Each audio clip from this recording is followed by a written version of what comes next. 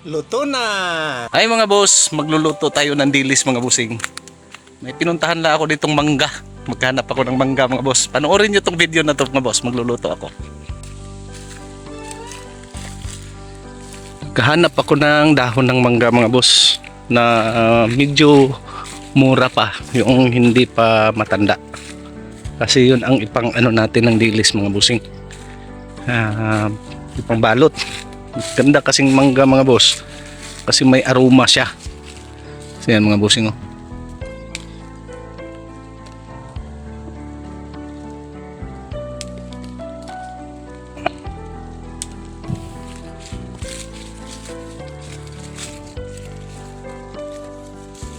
Tao dyan. So ayan mga bossing no, kumuha tayo ng mga dahon. Ngayon, ang kukunin ko nito yung pantali naman. Tatalian natin mga boss para paglagay natin sa dilis sa dahon ay maiayos natin mga boss. Siyempre, kuha tayo ng pantali. Ito ang gawin natin pantali mga bossing oh. Yung ano ng niyog, hindi naman to nakakalason mga boss. Ang kagandahan lang kasi nito mga bossing, pag nag-ano kayo ng dilis, kahit yung mga maliliit na isda na yung maliliit na tamban mga boss, pwede nyo ganituhin. Yan, lagyan nyo ng mangga kasi yung ang amoy ng mangga mga boss, masarap.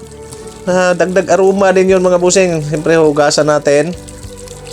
Hugasan natin mga Yan, boss. mga bossing, dito na natin magagamit. Tapos yung ang nakakainis dito, sa paglagay ko mga bossing, nakikita yung braso ko.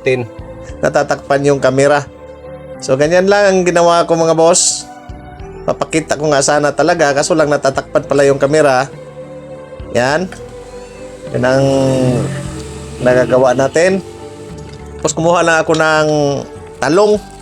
Mayroon pa pala akong mga talong dyan na tinanim. Yung sibuyas. Ilagay na natin mga boss. Yan. Tapos lagyan natin luya at saka lagyan natin ng bawang. Yan, bawang. Luya, ito masarap. Kaso lang wala akong toyo. Yan, lagyan natin ng talong. Lagyan, paimabawan kong talong. So, siyempre, sili. Tapos asin. So, naglagay na rin ako ng bitsin dyan. Tapos konting tubig mga bossing.